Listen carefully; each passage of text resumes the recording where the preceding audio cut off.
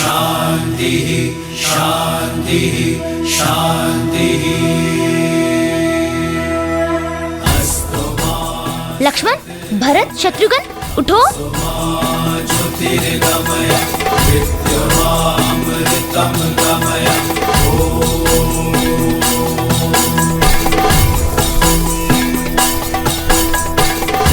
शांति अंतरिक्षः शांति पृथ्वी शांति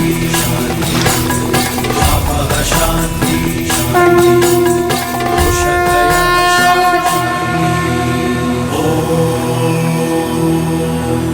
शांति शांति शांति।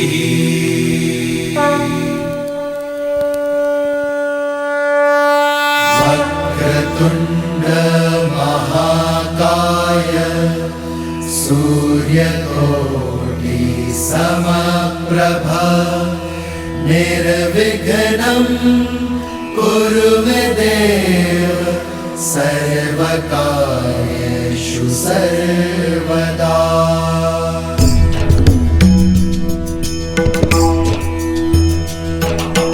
वक्रतुंड महाकाय सूर्यकोटि समप्रभा निर्विघ्नं कुरु मे देव सर्वकार्येषु सर्वदा सर्वकार्येषु सर्वदा। श्री गणपते नमः। श्री गणपते नमः। क्या कोई शिष्य मुझे बता सकता है हर शुभ कार्य के प्रारंभ में गणेश वंदना क्यों की जाती है? क्योंकि गणेश प्रथम पूज्य है। परंतु वो विद्यापति भी तो हैं। क्योंकि गणेश जी को माता पार्वती से अष्ट सिद्धि और नव निधि मिली है। उत्तर अच्छा है पुत्र, परंतु पूर्ण नहीं है। राम, तुम्हें क्या लगता है? गुरुदेव, श्री गणेश केवल देवता नहीं है, उनका रूप अपने आप में ही एक पाठ है। कैसे विद्या अर्जित की जाए और सहेजी जाए। उनके बड़े बड़े कान प्रतीक है कि गुरु की कही छोटी से छोटी बात भी ध्यान से कान लगाकर सुननी चाहिए। इनकी लंबी नाक जिज्ञासा और उत्सुकता को दिखलाती है और इनके शुक्र नेत्र छोटी से छोटी वस्तु को सूक्ष्मता से देखने की सीख देती है। जब हम किसी वस्तु को ध्यान से देखते हैं तो हमारी आंखें भी सिकुड़ जाती है ना? हाँ भैया। और इनका बड़ा सिर बुद्धि और ज्ञान के भंडार को दर्शाता है और इनके सूंड के नीचे छुपा मुख यह सिखाता है कि एक शिष्य को बोलने से अधिक ग्रहण करने पे बल देना चाहिए। जिसके अंग अंग में विद्या पाने की सीख हो वो विद्यापति तो होंगे ही ना। अद्भुत अद्भुत राम, इतना सुंदर वर्णन गणेश जी का कोई कर ही नहीं सकता। शिष्यों, आप लोग अपना अपना स्थान ग्रहण कीजिए। अब आप सभी मेरे साथ साथ ऋग्वेद का ये श्लोक दोहराओ। ओम अग्निमीले प्रोहितम यज्ञस्य देव मृत्युजम होतारम रत्न धातुमम।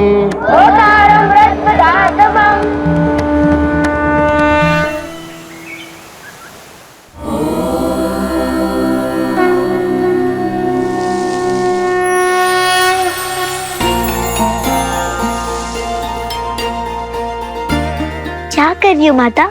स्वास्तिक बना रही हूँ सीता। इसे क्यों बनाते हैं? स्वास्ति से बनता है स्वास्तिक शब्द, अर्थात सब शुभ हो। ये केंद्र बिंदु से 4 रेखाएं खींचते हैं जो 4 पुरुषार्थों के सूचक हैं। ये धर्म, ये अर्थ, कर्म और ये मोक्ष। स्मरण, इन्हें बाहर से भीतर की ओर ही खींचते हैं।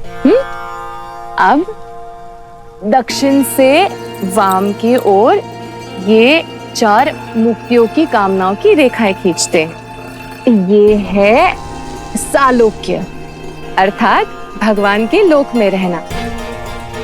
ये है सामीप्य, अर्थात भगवान के समीप रहना। ये है सारूप्य, अर्थात भगवान के रूप में एकाग्र हो जाना। और ये है सायुज्य, अर्थात भगवान से जुड़ना। और इन चारों रेखाओं के अंत में ये अंतकरण की रेखाएं बनाते हैं, जो है मन, बुद्धि, अहंकार और चेतना। ये इन चारों का प्रतीक है और फिर भक्ति के 4 गुणों को बिंदुओं के रूप में दर्शाते हैं। ये है श्रद्धा, विश्वास, प्रेम और समर्पण। और बन गया स्वास्तिक। कुछ समझी पुत्री? समझ गई माता। संसार की शुभ ऊर्जा को धर्म, अर्थ, कर्म और मोक्ष के चक्र के लिए अपने भीतर सहेजा जाए। 4 प्रकार की मुक्तियां यानी मन, वचन, कर्म से ईश्वर को स्वयं में एकाकार करके श्रद्धा, विश्वास, समर्पण और प्रेम से हर कार्य किया जाए तो केवल कार्य ही नहीं, जीवन भी शुभ हो जाता है। यही स्वस्तिक का अर्थ है। अद्भुत मेरी पुत्री। मैं तो वही बताती रही जो मैं जानती थी, पर तुमने तो इसका वास्तविक अर्थ ही पहचान लिया।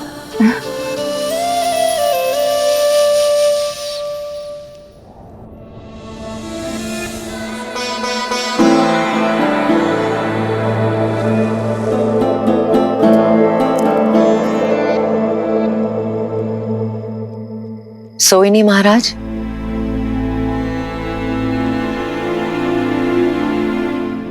मुझसे मेरे नेत्र दूर हो गए हैं क्या कहीं? मुझे मेरे पुत्रों की याद सता रही है, किंतु तुम क्यों नहीं सोई? आपको उनकी याद नहीं सोने देती और मैं उनके आने वाले कल के सपने देखती रहती। आइए महाराज, हम दोनों खुली आंखों से एक साथ उनके आने वाले कल के सपने देखते हैं।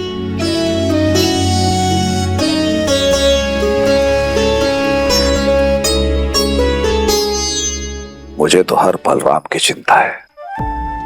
समझ नहीं पा रहा हूं कि एक पिता होकर मैं अपने पुत्रों के लिए इतना चिंतित हूं, किंतु एक मां होकर तुम।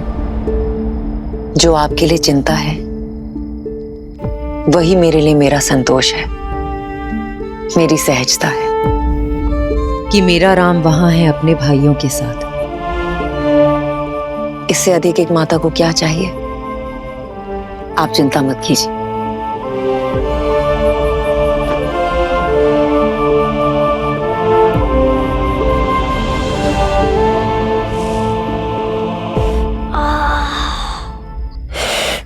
कितने थक गए ना लक्ष्मण भैया आज।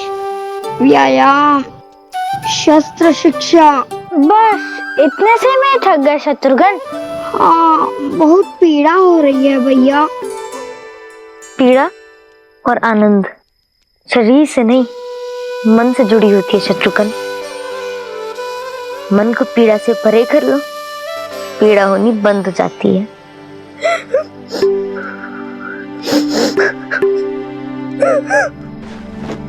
क्या हुआ भरत भैया, आप रो क्यों रहे हैं? घर का स्मरण हो रहा होगा। क्या भरत भैया, आप हमसे बड़े हैं और बड़े रोते थोड़ी हैं, है ना?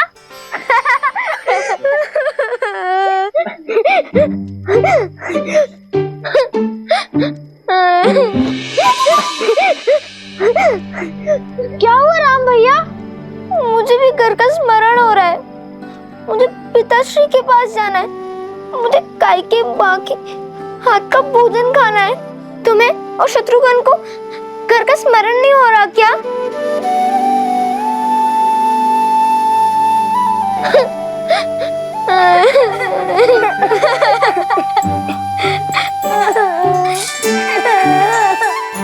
चुप हो जाओ शत्रुघ्न, रो मत। आप ही ने तो हम सबको रुलाया है घर की याद दिला के। आप स्वयं चुप होकर ऐसे बोल रहे हैं। हाँ, क्योंकि माता की याद के साथ उनकी कही बात भी याद आ गई। उन्होंने कहा था कि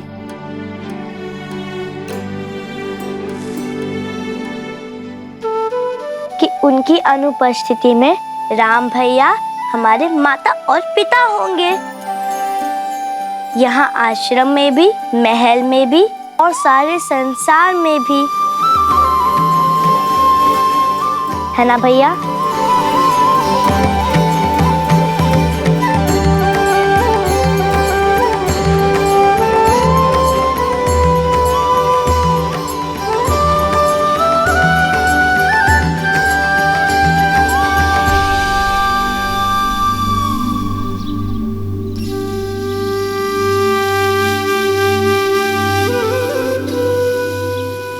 कितनी ठंड है भैया।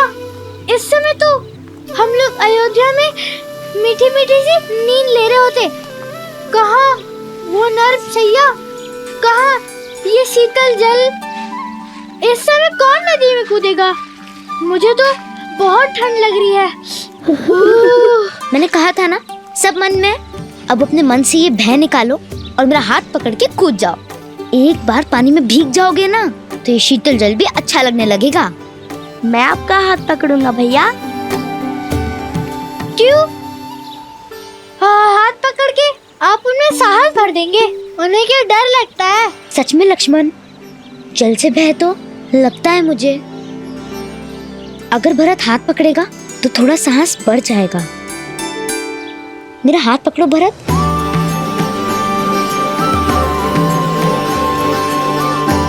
और मैं भरत भैया का।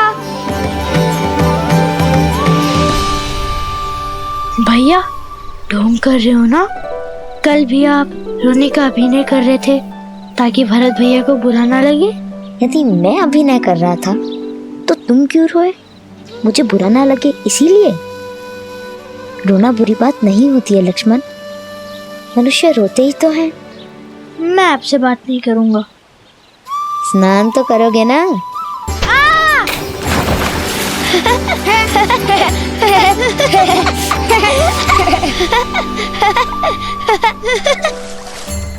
जी भैया।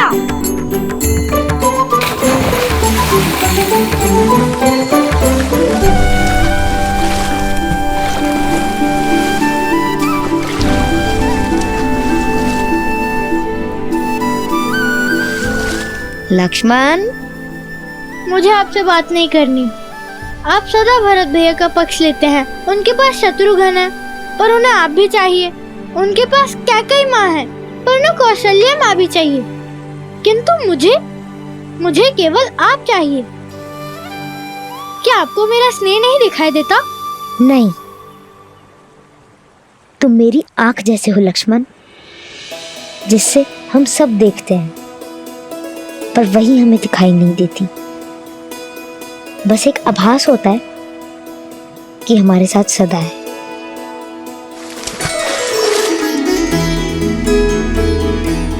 मेरे बुद्धू भाई, मैं भरत का साथ इसलिए देता हूँ क्योंकि उसको मेरी आवश्यकता है,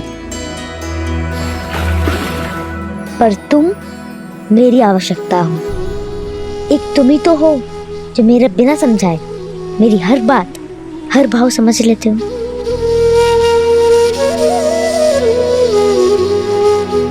फिर भी मुझसे अधिक प्रेम आप भरत भैया को ही करते हैं। चाहे कितना भी प्रयत्न कर ले, मुझे स्वयं से दूर नहीं कर पाएंगे। और क्यों नहीं समझूंगा, छाया हूँ आपकी। तुम छाया नहीं हो मेरी, क्योंकि छाया तो अंधकार में साथ छोड़ देती है ना। तुम मेरी आत्मा हो। अगर तुम रूठे तो मैं नहीं।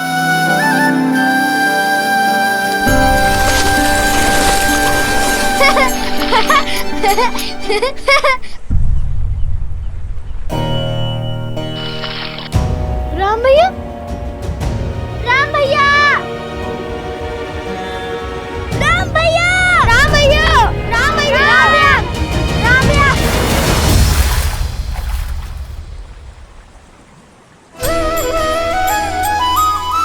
मैं तो यही हूँ। आत्मा को छोड़कर राम जाएगा कहाँ? भैया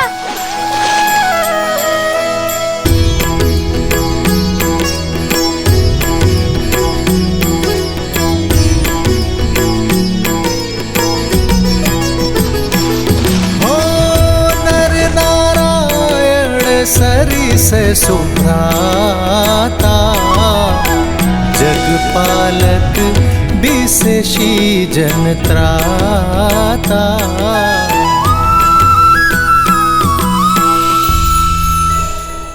अद्भुत। यदि संसार में सभी भाई ऐसे हो जाएं, तो ये संसार प्रेम के अमृत से भर जाए ना। देवी, यदि संसार में अमृत है तो विष भी है।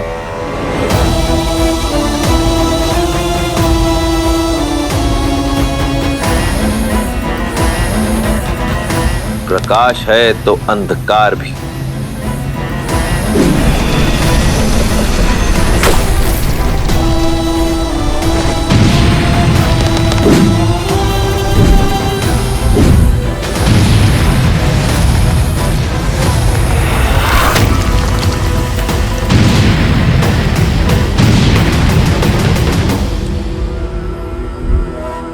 सभी संस्कृतियों का अंत होगा, रहेगा तो केवल राक्षस साम्राज्य।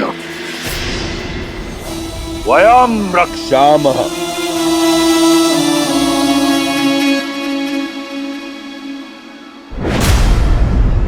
कुंभकर्ण,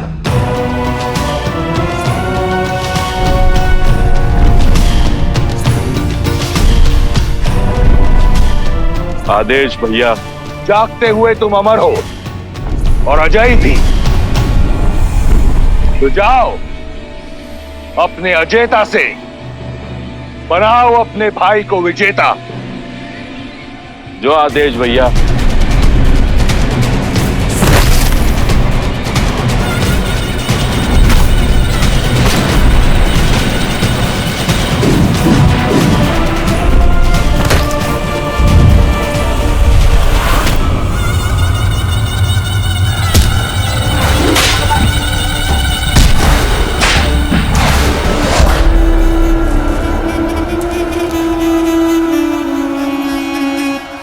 बचा नारा। कैसा लग रहा है ऋषिवर? बचा।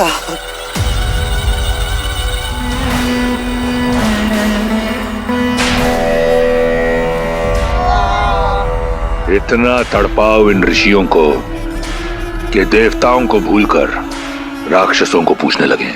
इन निरपराध संतों का दोष क्या है भैया? ये तो केवल तपस्या कर रहे थे। मूर्ख हो तुम विभीषण। ये तपस्या इसलिए कर रहे हैं कि राक्षसों का नाश हो सके।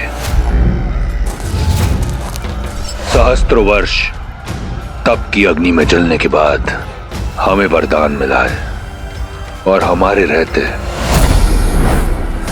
किसी और को ये वरदान नहीं मिल सकता। लो, मारो। भैया, भैया इन्हें छोड़ दीजिए। ये महापाप है भैया, इन्हें छोड़ दीजिए भैया, इन्हें जाने दीजिए।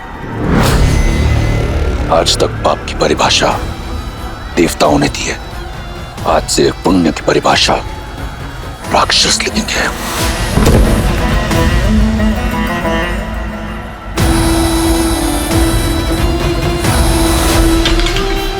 उठो विभीषण,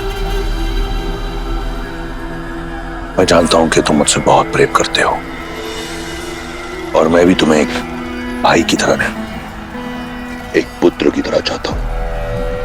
इसलिए तुम्हें यहां लेकर आया हूं, ताकि तुम देख सको, समझ सको कि राक्षस संस्कृति है क्या, और कुछ ऐसा करो कि रावण को भी विभीषण पर गौरव हो।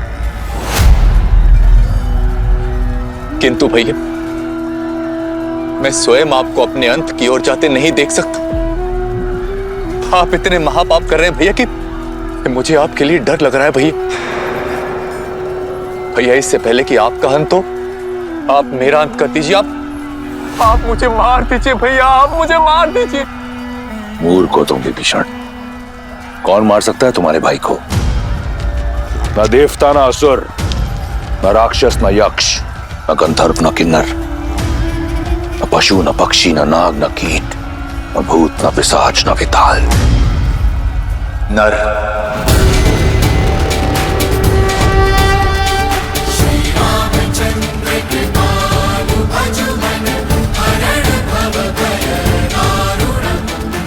आप नर को क्यों भूल जाते हैं भैया? मानव आपके वरदान में सम्मिलित नहीं है। विभीषण, मानव जैसा तुच्छ प्राणी तुम्हारे भाई का कुछ नहीं बिगाड़ सकता। लगता है ये कायरता तुम्हें हमारे पिता से विरासत में मिली है। भैया, मेरे लिए तो आप ही मेरे पिता हैं भैया। मुझे आपके लिए डर लग रहा है भैया, मुझे आपके लिए डर लग रहा है।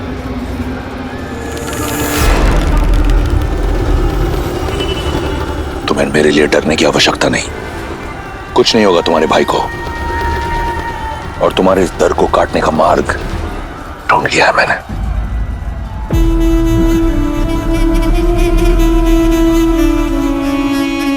बस महादेव, मुझे श्री राम के पास ले चलिए। जैसी देवी की आज्ञा। नर रूप में नारायण गुरु वशिष्ठ के आश्रम में भविष्य में आने वाली चुनौतियों का सामना करने के लिए प्रशिक्षित हो रहे थे।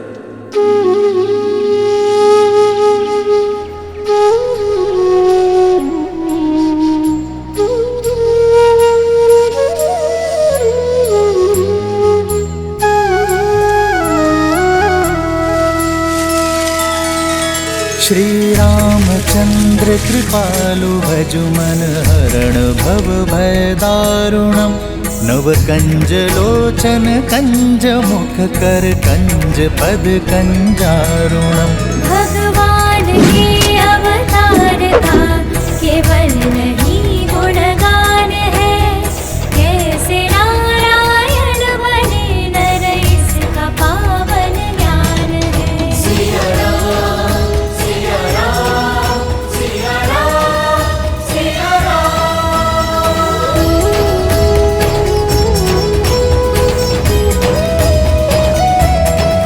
सिया राम, सिया राम, सिया राम, सिया राम।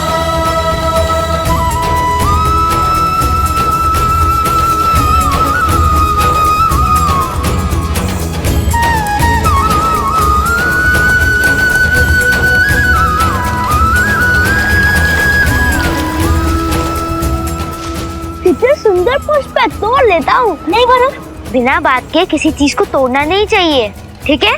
जी भैया। आदर्श और मर्यादा की है ये कथा महापावनम, काट मद श्री से मिला दे श्रीमद् रामायणम, श्रीमद् रामायणम, श्रीमद् रामायणम। सिया राम, सिया राम, सिया राम, सिया राम, सिया राम, सिया राम, सिया राम।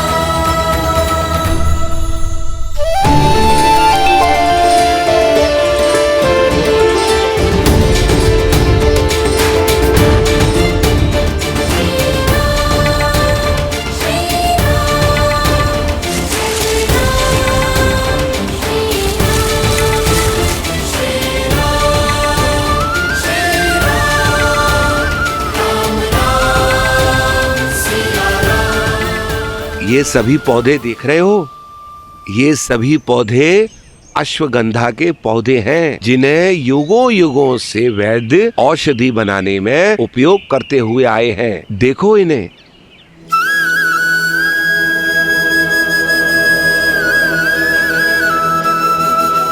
आइए, मैं आपको और औषधि के पौधे दिखाता हूँ। आइए।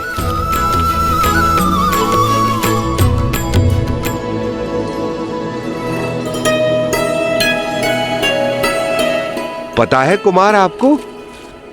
कुमार? कुमार? अरे कुमार?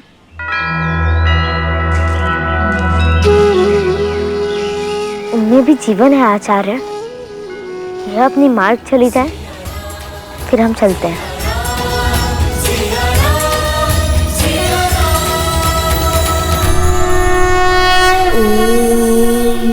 त्र्यम्बकं यजामहे सुगन्धिं पुष्टिवर्धनम् उर्वारुकमिव बन्धनान् मृत्योर्मुक्षीयमामृतात्।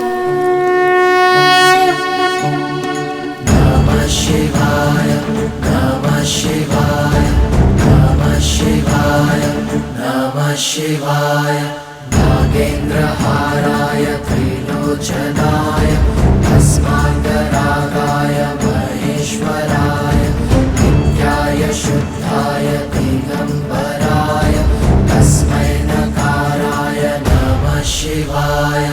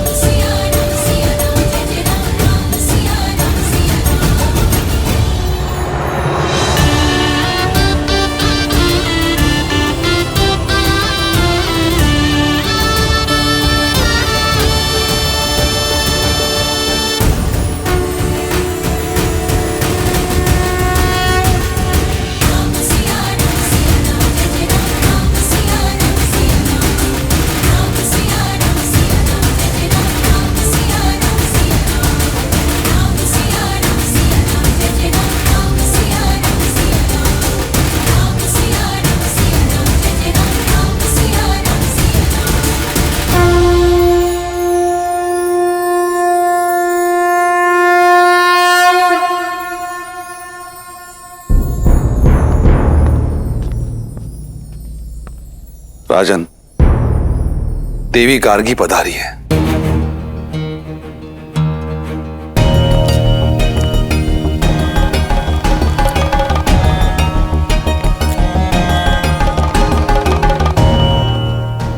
देवी गार्गी?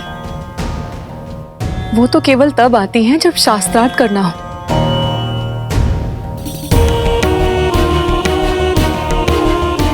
और इस समय मिथिला में ऐसा कोई विद्वान नहीं जो उनके समक्ष खड़ा होने का साहस कर सके। यदि चुनौती ना मिली तो ज्ञान का केंद्र होने का मिथिला की प्रतिष्ठा माटी में मिल जाएगी। आर्य,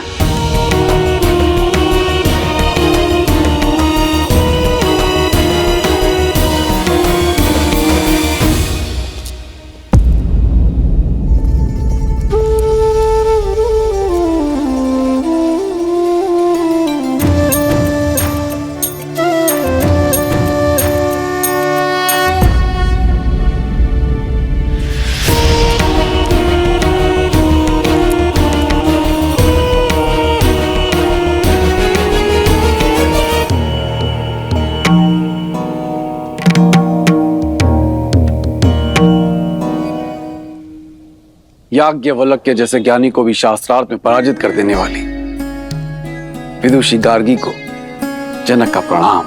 मैं यहाँ प्रणाम पाने नहीं आई हूँ राजऋषि जनक, मैं शास्त्रार्थ करने आई हूँ।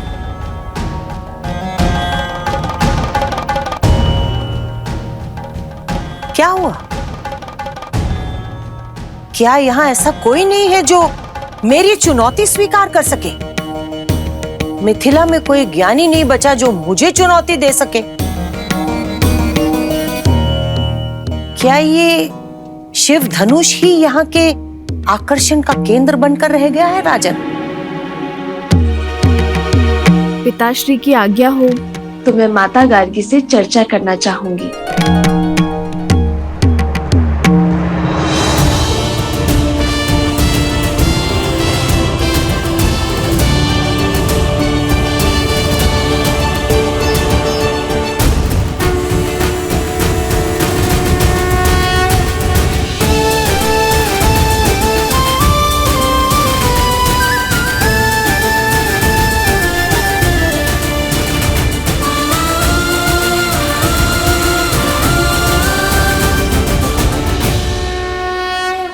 ये वही बालिका है ना जिसने बचपन में खेल खेल में ही शिव धनुष उठा लिया था?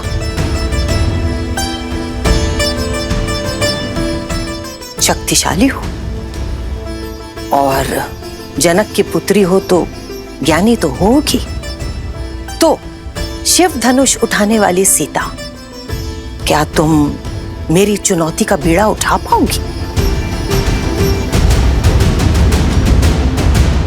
मुझे एक प्रसन्नता होगी कि पहली बार कोई स्त्री ज्ञाता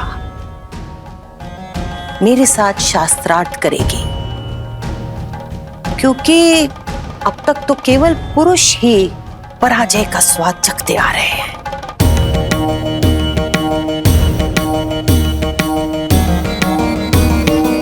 पराजय विजय तो युद्ध क्षेत्र में होती है ना माता। ज्ञान के क्षेत्र में तो विचारों का संगम होता है, और आपसे कुछ ज्ञान का अंश ग्रहण कर पाना मेरे लिए सौभाग्य होगा।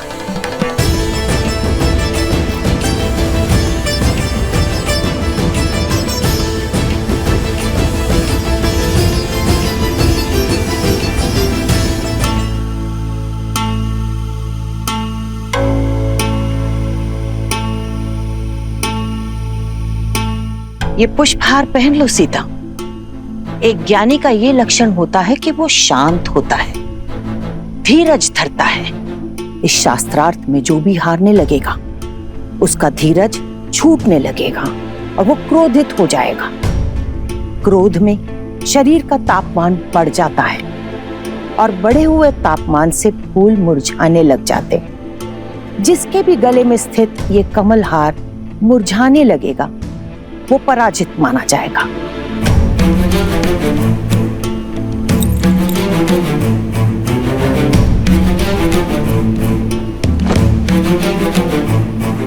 जो आज्ञा माता, परंतु मेरा ध्यान तो केवल आपसे अर्जित ज्ञान पुष्प पर ही रहेगा।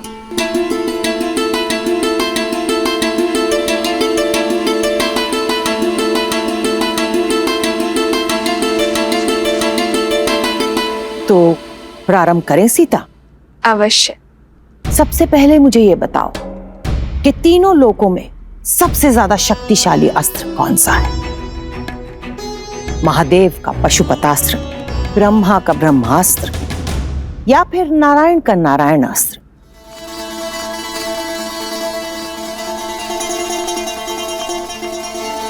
करुणा, करुणास्त्र से बड़ा कोई अस्त्र नहीं है माता। करुणा का अस्त्र, ये कौन सा अस्त्र होता है सीता? हम अस्त्र क्यों बनाते हैं माता? सब पर विजय पाने के लिए ना। पर जिसके पास करुणा हो, सबकी पीड़ा समझने का भाव हो, वो इस संसार में सबको अपना बना सकता है। और जिसके सब अपने हो, उसे किसी भी अस्त्र की क्या आवश्यकता है माता?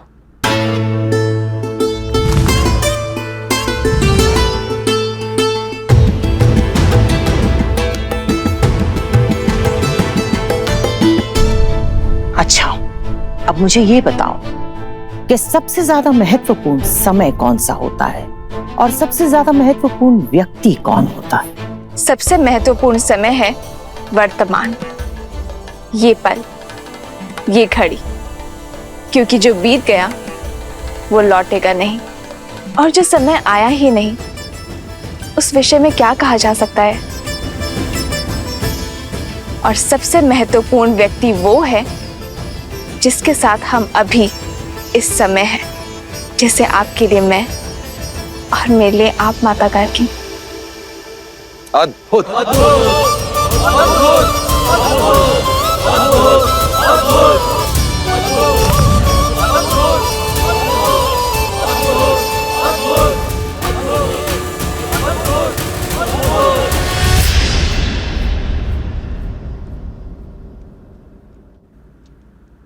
प्रकाश से भी ज्यादा अधिक वेग किसका है?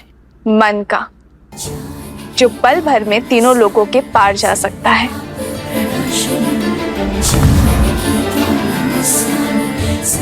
सबसे ज्यादा पवित्र क्या है?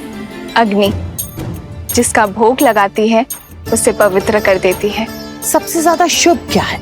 शुभ शब्द, शुभ कर्म। सबसे उत्तम प्रार्थना, जो दूसरों के लिए की जाए। सबसे बड़ा मित्र कौन है? विवेक, जो सदा शुभ मार्ग पर ले जाता है। सबसे बड़ा शत्रु?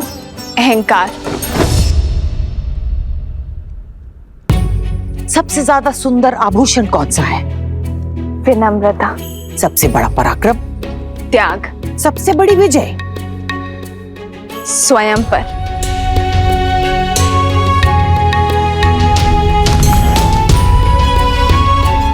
अब एक आखिरी प्रश्न, त्रिदेवों में सबसे बड़ा कौन है? ब्रह्मा, शिव या फिर नारायण?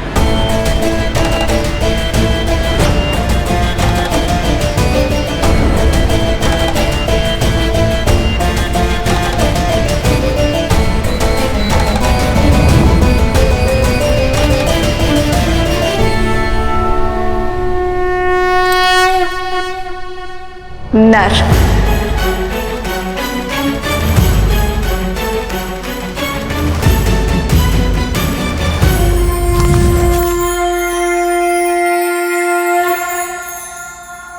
नर, ब्रह्मा, शिव, नारायण, इन सब से ऊपर नर कैसे हो गए सीता? जिस नर में करुणा हो वो नर ब्रह्म समान है, क्योंकि करुणा से ही तो हर शुभ वस्तु उत्पन्न होती है ना माता। जिसमें त्याग हो वो शिव जैसा है, और मर्यादा उसे नारायण जैसा संतुलन स्थापित करने की शक्ति देता है। तो जिस नर में ये तीनों गुण हो वो नर त्रिदेव जैसा महान बन सकता है देवी।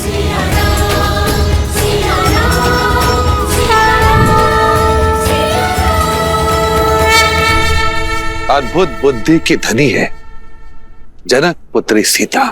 राजा जनक पुत्री सीता की, राजा जनक पुत्री सीता की, राजा जनक पुत्री सीता की, राजा जनक पुत्री सीता की। अद्भुत, अति सुंदर। मैं आशा करती हूँ कि ऐसा ही नर तुम्हें वर के रूप में मिले सीता।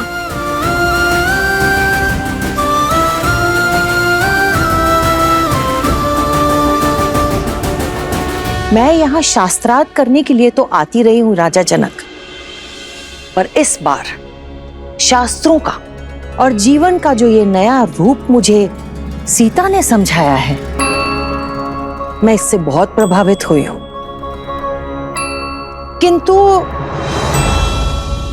किंतु क्या?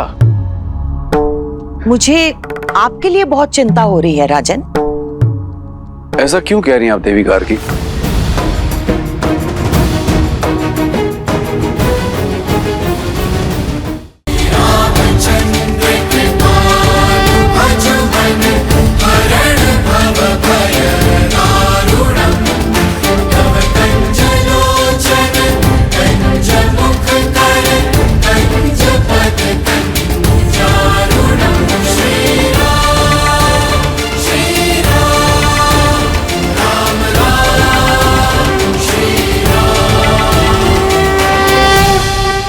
राम,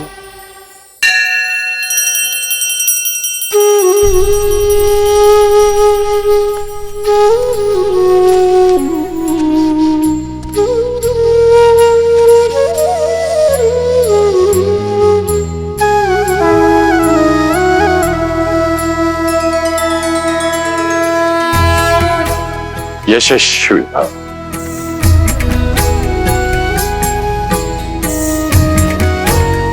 लक्ष्मण,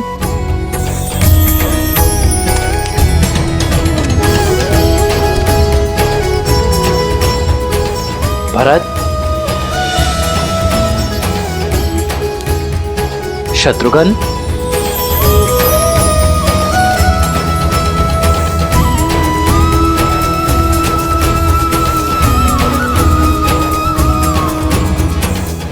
यशस्वी भव। मेरे प्रिय शिष्य, आज मेरा कर्तव्य पूरा हुआ। तुम सबकी शिक्षा संपूर्ण होती है, किंतु सदा स्मरण रखना, जीवन से सीखने की प्रक्रिया का कभी अंत नहीं होता। जी आचार्य।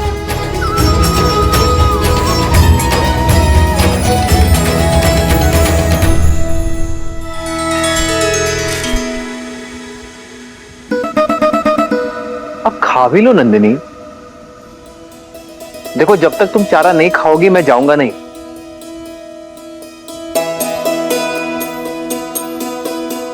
नंदिनी, इस आश्रम में मेरी माताएं नहीं थी,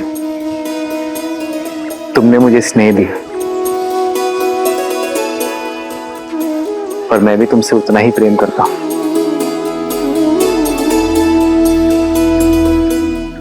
पर जो आता है उसे जाना होता है नंदिनी, यही नियति है ना। अपना उद्देश्य समाप्त होने के बाद हर किसी को जाना होता है नंदिनी, अपने कर्तव्य के लिए। तुम भी तो अपनी माता कामधेनु को छोड़कर आई थी ना। मेरा आश्रम काल समाप्त हुआ, जाना होगा मुझे नंदिनी, उसमें रूठना क्या।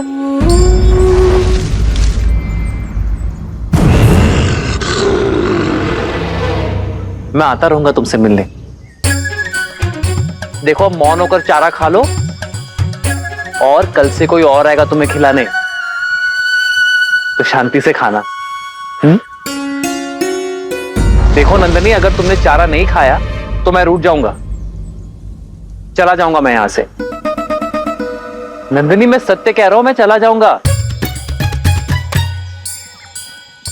ठीक है, मैं चला।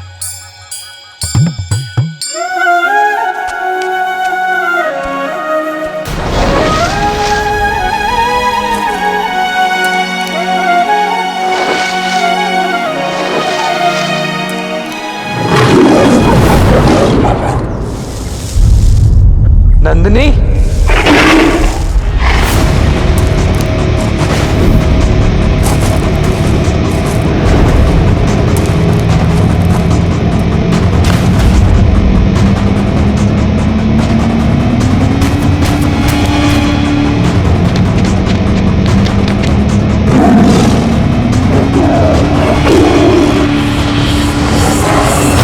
छोड़ दो नंदिनी को, ये मेरी रक्षा में है क्रूर बाघ।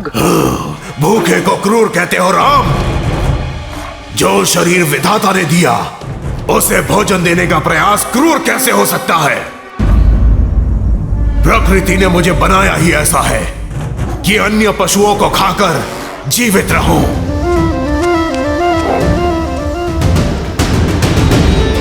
मैं अपने गुरु और मां कामधेनु के प्रति उत्तरदायी हूं।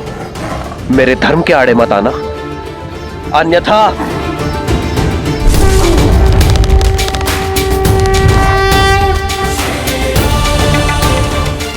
और मेरा धर्म इस वन पर शासन करना है। यदि तुम इससे मुझसे छीनकर मुझे भूख से तड़पता छोड़ दोगे तो क्या यह धर्म होगा? बोलो राम, मुझसे मेरा भोजन छीनकर तुम एक अधर्म नहीं करोगे? अपना पेट भरना तुम्हारा धर्म है और नंदिनी की रक्षा करना मेरा धर्म। और जब दो लोगों का धर्म आपस में टकराता है तो धर्म संकट होता है, और धर्म संकट का एक ही हल है, त्याग। त्याग? मैं अपने आहार का त्याग नहीं करने वाला। पर मैं कर सकता हूं। रघुकुल रीत सदा चली आई, प्राण जाए पर वचन न जाई। मैं नंदिनी के स्थान पर स्वयं को प्रस्तुत करता हूं।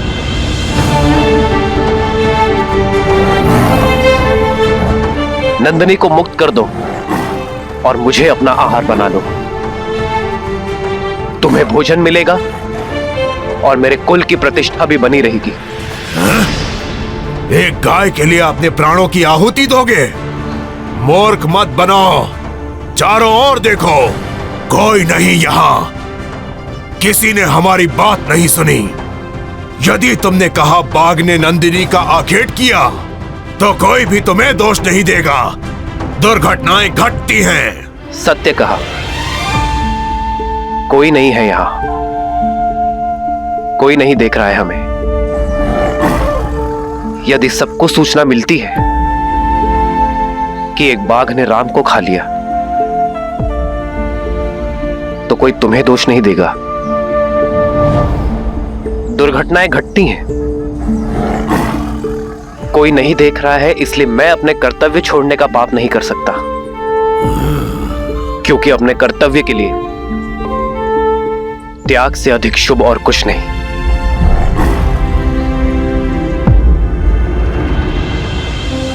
बना लो मुझे अपना आहार और छोड़ दो नंदिनी को।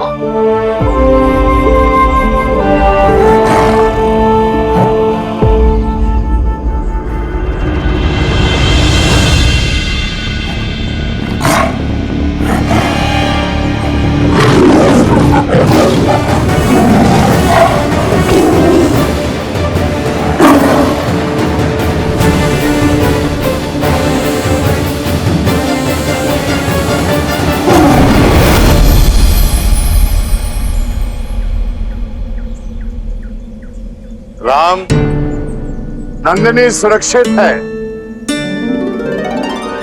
और तुम्हारा धर्म भी। तुमसे पहले तुम्हारे पूर्वज महाराज दिलीप के सामने भी ऐसी ही परिस्थिति आई थी।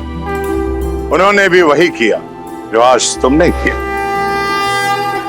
ये कामधेनु की ली गई परीक्षा थी, उसमें तुम सफल हुए। परीक्षा? हाँ, परीक्षा है। धर्म और अधर्म का ज्ञान होने पर चयन करना सरल होता है राम, किंतु कई बार उचित और अनुचित के बीच में एक हल्की सी धुंधली रेखा होती है, जो आज तुम्हारे साथ हुआ। और कई बार व्यक्ति लोभी हो जाता है, अधर्म अपना लेता है, करुणा को त्याग देता है, परंतु तुमने करुणा का साथ नहीं छोड़ा। मैं तुमसे बहुत प्रसन्न हो रहा। मैं आजीवन आपकी सीख स्मरण रखूंगा आचार्य। धर्म, करुणा, सत्य और त्याग भाव, ये मेरे जीवन के स्तंभ होंगे। मैं आजीवन काम, क्रोध, मोह, लोभ, अहंकार और ईर्ष्या को पराजित करने के लिए युद्ध करता रहूंगा।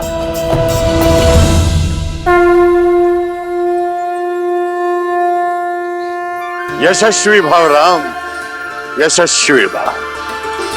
मेरे पास जो आया था वो प्रकाश की एक रेखा थी। मुझे गर्व है राम कि मैं धर्म का सूरज अयोध्या भेज रहा हूं। जहां नारायण नर के रूप में भविष्य की यात्रा के लिए सज्ज हो रहे थे, वहीं रावण स्वयं को नर से सुरक्षित करने के लिए यमलोक की ओर बढ़ रहा था।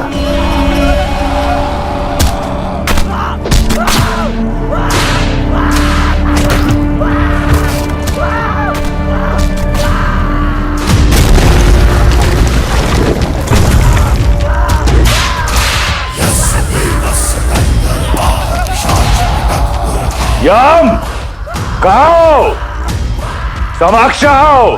मृत्यु के द्वार पे खड़े होकर मृत्यु को पुकारने वाले दुष्ट, कौन हो तुम?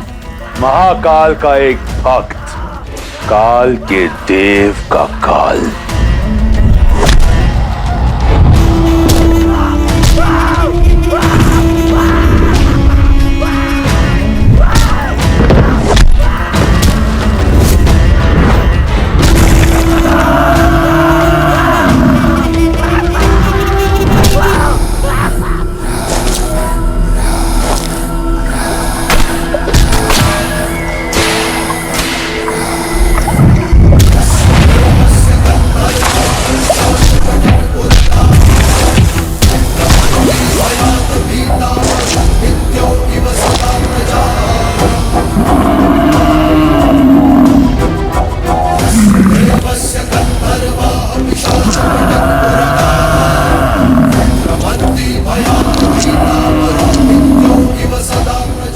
लौट जाओ दशानन। आ गए हम। मुझे लगा था कुबेर की भांति भाग जाओगे। यक्ष और यम में यही अंतर है।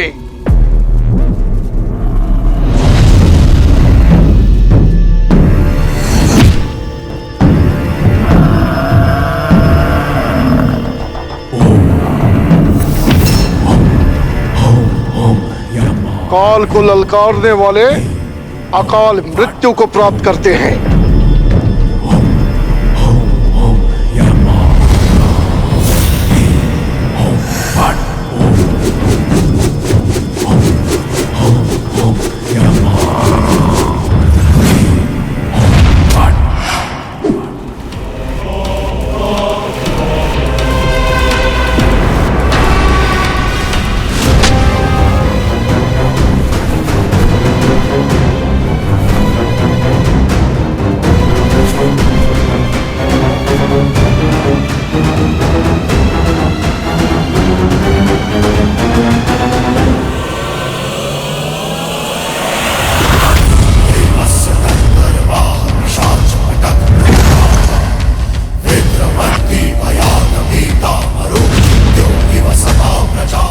और महाकाल का वो भक्त जिसे स्वयं महादेव का आशीर्वाद प्राप्त हो, उससे काल को भयभीत होना चाहिए।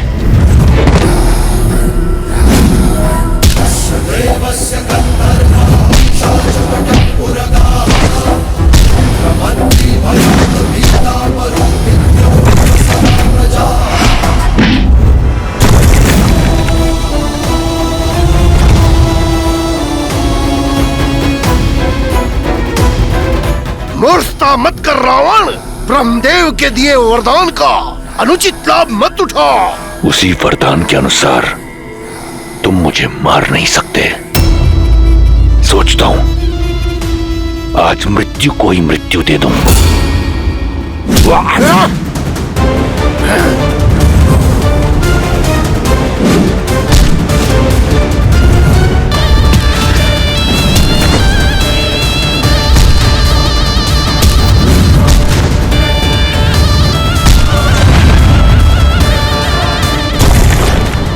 यम, सावधान।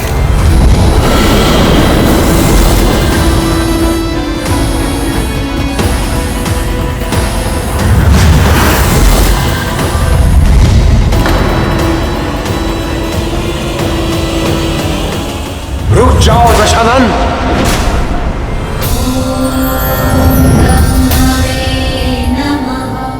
आप धर्मराज है यम, भूल गए इसकी मृत्यु आपके हाथों नहीं है। और रावण तुम मृत्यु को नहीं मार सकते, फिर भी यहां आए, चाहते क्या हो? बस इतना। मैं सबसे अभय हूं, परंतु नर से नहीं। वही अभय लेने आया हूं, अमृत। अमृत? अमृत नहीं मिल सकता। तुम अमृत के पात्र नहीं हो।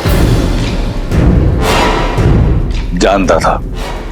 जाइए आप, परंतु मैं यहां से नहीं जाऊंगा। मेरा निश्चय अटल है। जब तक मुझे अमृत नहीं मिल जाता, मैं यहां से नहीं जाऊंगा। तुम्हें अमृत पान कराने का अधिकार मुझे नहीं है रावण। वचन रहा। रावण का वचन, मैं उस अमृत का पान नहीं करूंगा। यदि मैंने ऐसा किया तो आप अपना वरदान निष्फल कर देना। जो अमृत असुर प्रयास से भी ना पा सके, मैं उसे पाना चाहता हूं, अपने पास सुरक्षित रखना चाहता हूं। अब आपके समक्ष केवल दो ही मार्ग हैं। या तो आप इस असुर को वो कलश दे दें, या फिर यहां मैं यम को व्यस्त रखकर सबको अमर कर दूं।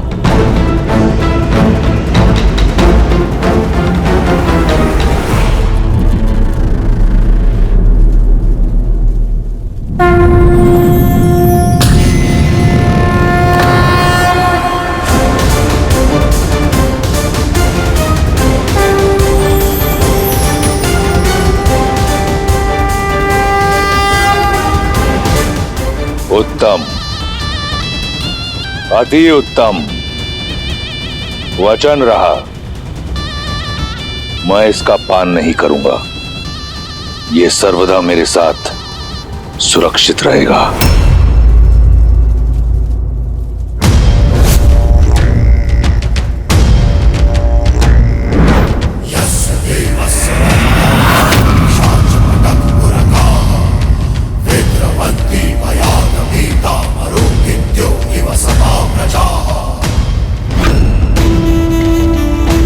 नर का अभय नहीं दिया था ना ब्रह्मदेव? अब देखो, नर ले आओ या कोई और जाति उत्पन्न करो, जैसे ही मुझ पर प्रहार होगा, ये कलश टूटकर इसका अमृत मेरे लहू के साथ मिल जाएगा। इस तरह मेरा वचन भी नहीं टूटेगा। अब रावण का कोई तोड़ नहीं।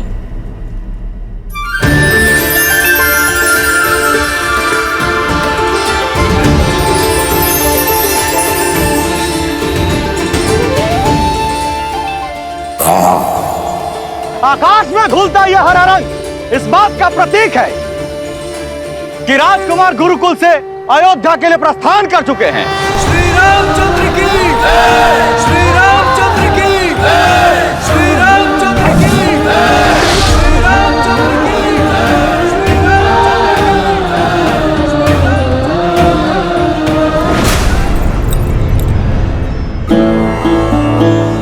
वर्षों से प्रतीक्षा थी एक क्षण की, वो आ ही गया।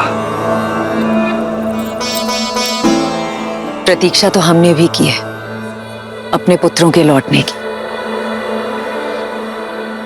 और अपने पति के मुख पर प्रसन्नता और उत्साह देखने की। 9 वर्ष आपकी आंखें यहां नहीं थी, इसलिए आप ठीक से सोई नहीं ना महाराज। बस मेरा राम आ जाए और आकर सीधा मेरी भुजाओं में समा जाए। महाराज, आपके पुत्र बड़े हो गए हैं, आपकी गोद में नहीं समाने वाले।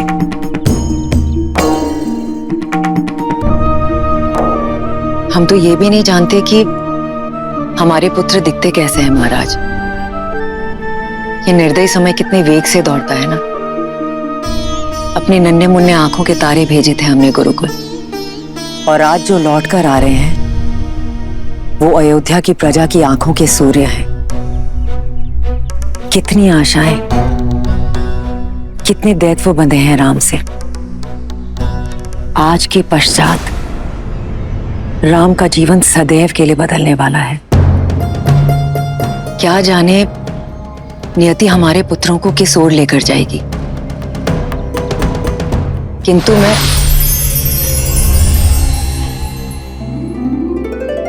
महाराज, इस रंग का क्या अर्थ है? इसका अर्थ है राम सरयू पार करने के लिए नौका में बैठ चुका है और कुछ ही समय बाद अयोध्या के तट पर होगा। महाराज, मैं कौशल्या दीदी और सुमित्रा को बुला कर लाती हूँ।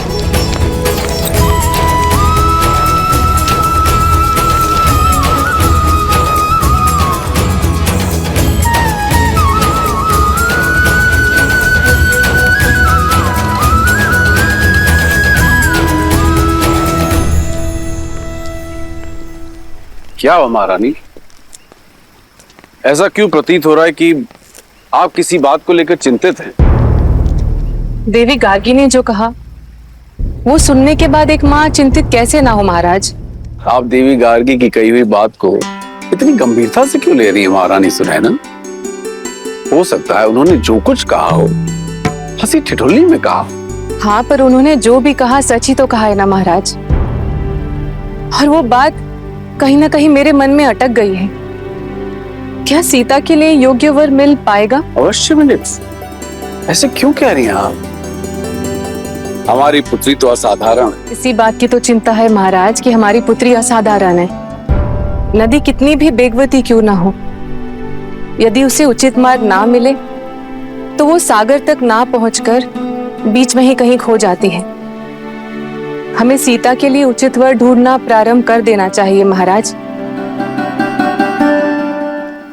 किंतु उससे पूर्व हमारे लिए यह जानना आवश्यक है कि विवाह के लिए हमारी पुत्री सीता सज है या नहीं। तुम्हारे माता पिता को तो अवश्य तुम्हारी विवाह की चिंता हो रही होगी। विवाह योग्य जो हो गई हो तुम। विवाह के विषय में मैंने सोचा नहीं है माता गार्गी, पर यदि कन्या आत्मनिर्भर हो, सबल और योग्य हो, तो क्या उसे सच में विवाह नहीं करना चाहिए? यदि हम संसार के दृष्टिकोण को छोड़ दें तो मेरे विचार से अगर एक व्यक्ति को ज्ञान प्राप्त करना है, स्वयं का विकास करना है और संसार के निर्माण में श्रेष्ठ कदम उठाने हैं, तो उसका ब्रह्मचारिणी रहना ही सर्वश्रेष्ठ है। अच्छा माता, तो फिर संसार रचने वाले ब्रह्मा अविवाहित नहीं है? वो देव हैं। मैं मनुष्यों की बात कर रही हूँ सीता। मनुष्य का प्रेम दूर से तो एक सुंदर पुष्प की तरह दिखता है, लेकिन निकट जाने पर वो कांटे की तरह चुभ जाता है। विवाह एक बेड़ी है, विशेषकर स्त्रियों के लिए। क्या तुम अपना अस्तित्व भूलकर किसी की दास्ता स्वीकार करने के लिए सज्ज हो? क्या तुम ऐसा जीवन जीने के लिए सज्ज हो जिसमें तुम्हारे सपने तो चूर चूर हो जाएंगे, किंतु तुम्हारे पति का सपना तुम्हारे जीवन का सत्य होगा। उसकी इच्छा तुम्हारी इच्छा होगी।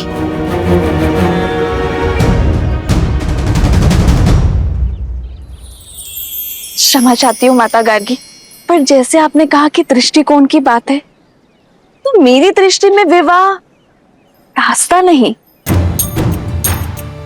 आस्था है।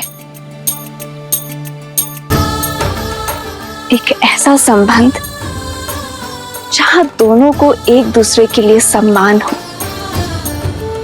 समर्पण हो और समझ हो। एक ऐसा संबंध जहां दोनों एक दूसरे पर निर्भर ना हो, दोनों एक दूसरे का बल हो, जहां दोनों एक दूसरे का व्यक्तित्व और अस्तित्व को विशाल करने का प्रयत्न करें। उस विवाह से सुंदर और मीठा और कुछ नहीं हो सकता माता गार्गी। जैसे शिव और पार्वती हैं, वो दोनों एक दूसरे के अर्धांग हैं, पर एक दूसरे को पूर्ण करते हैं। जैसे लक्ष्मी और नारायण। लक्ष्मी नारायण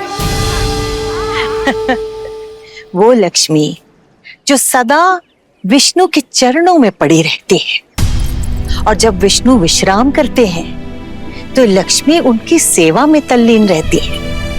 और विष्णु तो सदा भ्रमण कर रहे होते हैं संसार भर का। फिर से दृष्टिकोण की बात है। मेरी दृष्टि में ये दोनों की यात्रा है। यदि लक्ष्मी नारायण की सेवक होती तो क्या उनका नाम नारायण से पहले लिया जाता?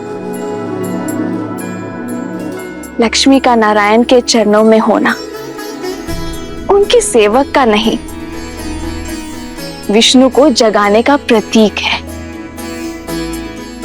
लक्ष्मी विष्णु को प्रेरणा देती है कि जागो और अपना कर्तव्य करो। वो विष्णु से अपने साथ का त्याग करती है। ताकि विष्णु अपना अवतार लेकर संसार के प्रति अपना कर्तव्य निभाए। संसार की श्रेष्ठता बनाने में जितना हाथ विष्णु का है उतना ही हाथ देवी लक्ष्मी का भी है माता। सत्य तो ये है कि ना तो लक्ष्मी के बिना नारायण पूरे हैं और ना ही नारायण के बिना लक्ष्मी। और मुझे विश्वास है कि मैं मुझे पूर्ण करने वाला अपना नारायण ढूंढ लूंगी।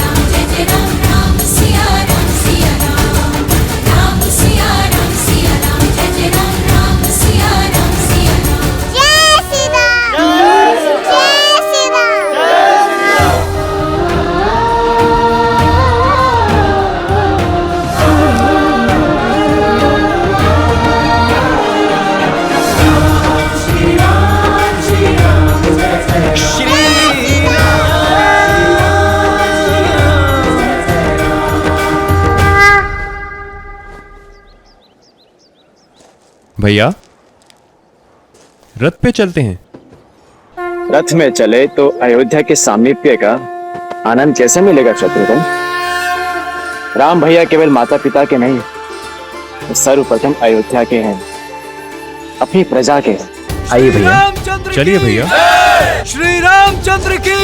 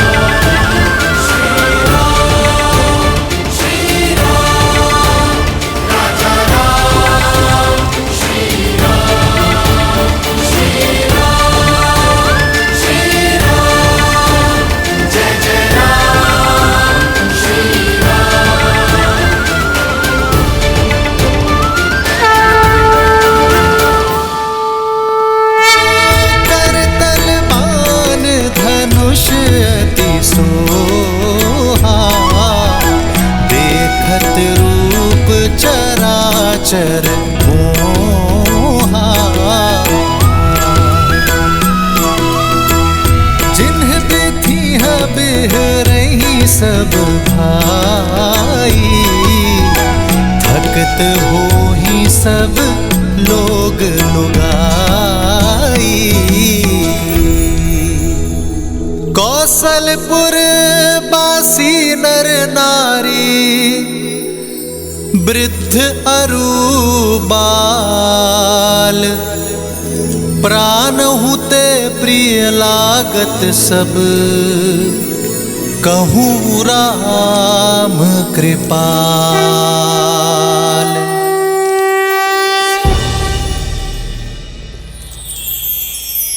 श्री रामचंद्र की, श्री रामचंद्र की, श्री रामचंद्र की, श्री रामचंद्र की, श्री रामचंद्र की, श्री रामचंद्र की, श्री राम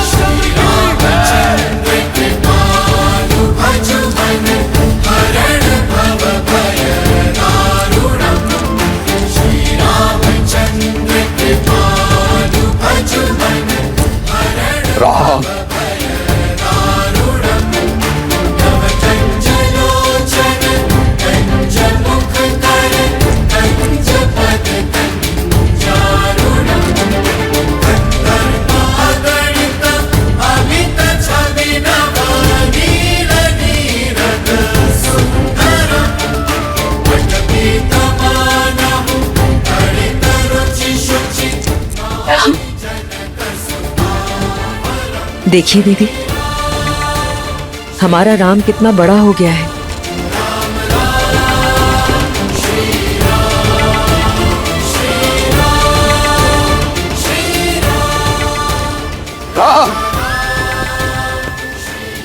महाराज, रहने दो सुमित्रा, आज इन्हें मत रोको। आज एक राजा राजकुमारों से नहीं, एक पिता अपने पुत्रों से मिलने जा रहे हैं।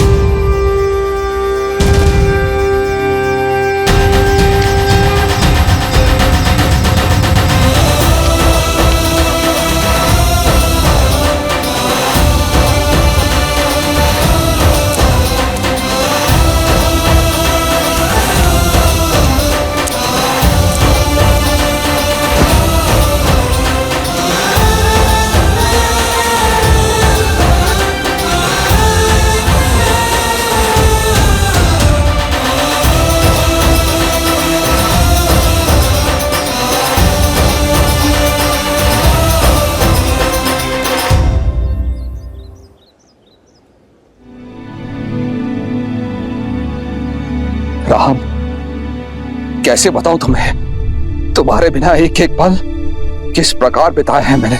अंततः तुम आ ही गए राम। राम,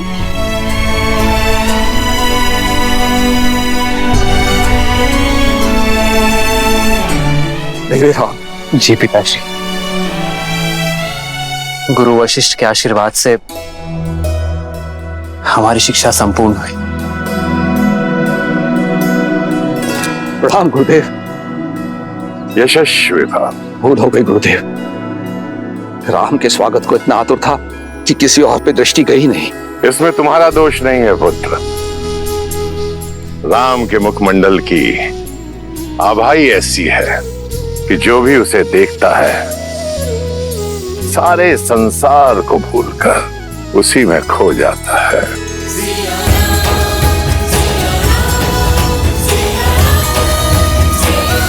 श्री रामचंद्र की, श्री रामचंद्र की, श्री रामचंद्र की, श्री रामचंद्र की, श्री रामचंद्र की। अयोध्या वासियों, आपका राजकुमार लौट आया है, मेरा पुत्र रामचंद्र।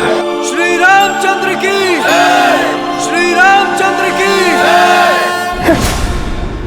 राजकुमार। पिताश्री, मेरे भाई भी आपसे आशीर्वाद की प्रतीक्षा में है। मेरा पुत्र लक्ष्मण, आयुष्मान भव।